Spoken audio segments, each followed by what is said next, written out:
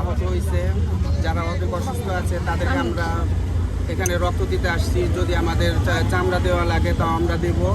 এবং আমাদের গুরুমা যারা গুরু যারা আছে সবাই মিলে আমরা এখানে আসছি। আমরা সব ধরনের সাহায্য সহযোগিতা করার জন্য এখানে আসছি। আমরা সব ধরনের সহযোগিতা করব। আমাদের বাংলাদেশের যারা আমাদেরকে এই যে যাদের আদরে সোহাগে আমরা বড় হয়েছি, আমাদের গুরুমা, আমাদের নানগুরুরা, মানে আমাদের নানিরা, আমাদের বাংলাদেশের নানিরাও সব দিকটা সহযোগিতা করতে রাজি। এবং কি আমাদের বড় নানি ইন্ডিয়া যিনি তাকে, তিনিও আমাদেরকে বলছে বাংলাদেশে যত মহামারামারি হবে তোমরা সবাই যেই যেখানে থাকো, আমার ঢাকার সিটি 64টা রাষ্ট্র, সবাই তোমরা যায়া একজুট হইয়া আপদে বিপদে সহযোগিতা পাশে দাঁড়াইবা।